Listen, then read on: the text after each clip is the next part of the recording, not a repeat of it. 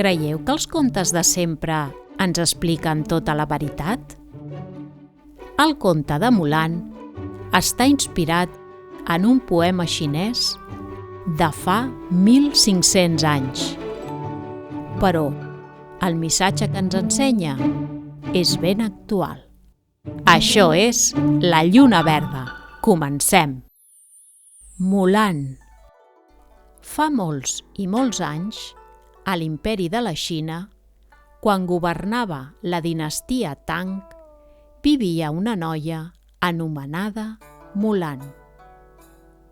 La Mulan era una noia eixerida i valenta que vivia amb els seus ancians pares en un petit poble.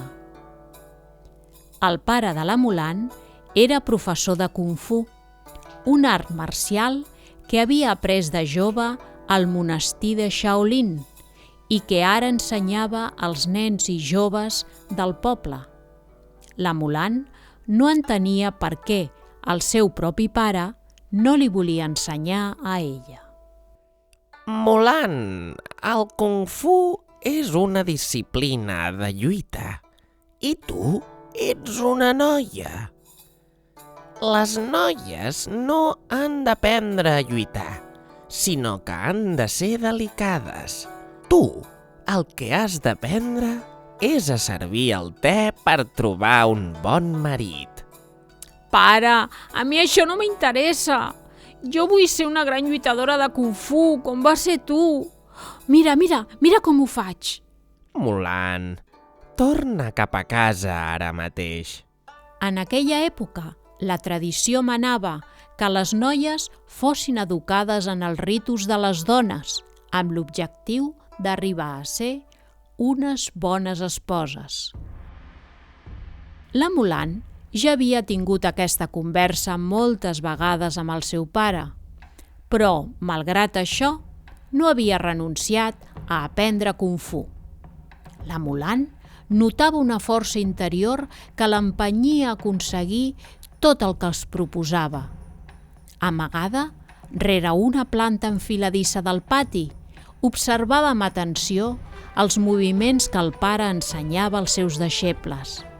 Els memoritzava i després els practicava a la prada ella sola, sense que ningú la veiés. Aprendre Kung Fu necessitava constància, disciplina i esforç, i cada tarda, abans de la posta de sol, practicava aquells moviments inspirats en animals com el tigre, el mico o la grua. En aquells temps, l'imperi xinès estava en guerra contra l'imperi dels huns, que eren uns pobles nòmades de les estepes de l'Àsia central i que atacaven al nord de la Gran Muralla Xina. La Xina es trobava contínuament atacada per aquest poble de guerrers i això va fer que l'emperador reclutés un home de cada família per ampliar el seu exèrcit. Aquella notícia va preocupar molt a la Mulan. Era filla única i com el seu pare no tenia fills barons, li tocaria anar a ell. Però Mulan veia que el seu pare ja no tenia edat per tornar a l'exèrcit. Havia estat un gran soldat durant molts anys, però ara es mereixia passar els darrers anys de la seva vida tranquil al costat de la seva dona. La Mulan tenia molt clar que ella era la que havia d'anar en lloc del seu pare. Tota decidida, va agafar l'armadura i l'espasa de l'armari, on el pare les guardava com un tresor. Va escriure una nota a la seva família, explicant les seves intencions, i va marxar amb el seu cavall per unir-se a l'exèrcit imperial. Es va presentar al campament vestida amb l'armadura. Allà entrenaven els soldats abans d'anar a la guerra. Mulan va ser assignada a un grup de 10 nois de la seva mateixa edat. Ella, per amagar la seva veritable identitat, es va recollir el cabell en un monyo i se'l va lligar a la part superior del cap. I quan parlava, intentava posar una veu més greu. D'aquesta manera, ningú va sospitar que era una noia. La convivència amb els seus companys va ser bona des del principi. La Mulan destacava en els entrenaments de Kung Fu i era l'orgull del seu grup. L'arc i la fletxa també se li donaven bé i guanyava a tots els seus companys quan feien competicions entre ells. Els comandaments superiors també es van adonar de les qualitats i aptituds de la Mulan. Hi havia moments que la Mulan havia de dissimular, ja que li feia molta vergonya veure els seus companys despullats. I ella sempre intentava canviar-se de roba o rentar-se quan no hi havia ningú. Després d'un parell de mesos d'entrenament, la Mulan i els seus companys van ser cridats per anar a la guerra. A la llum de la lluna brillaven les armadures i els soldats lluitaven sense descans. La Mulan lluitava amb gran valentia i va arribar a liderar la seva companyia de soldats. Era una gran estratega i va aconseguir la retirada de l'enemic gràcies al seu enginy. Dia rere dia, els soldats l'admiraven i veien en la Mulan a una gran líder. Tothom volia lluitar al seu costat. Finalment, va acabar la guerra amb la derrota dels Huns. L'emperador va sentir a parlar de la Mulan i la va cridar al Palau Imperial per agrair-li la seva valentia, noblesa i sentit del deure. La Mulan va rebre els més grans honors. Va ser condecorada amb l'emblema de l'emperador, que també li va oferir que fos governadora d'una regió de la Xina. Però la Mulan, cansada de lluitar, només volia tornar a casa i retrobar-se amb els seus pares.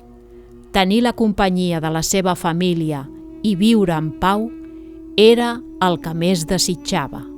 «Gràcies, majestat, però només us demano un cavall per poder tornar a casa i gaudir d'aquesta pau amb el meu pare i la meva mare». La Mulan va tornar a casa i va ser rebuda amb gran alegria per la seva família. El pare i la mare van sortir a rebre-la i li van preparar un dinar de benvinguda.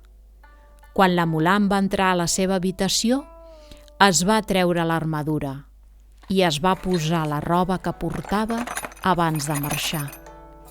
Va seure davant del mirall, va pentinar els seus cabells i els va guarnir amb pètals daurats.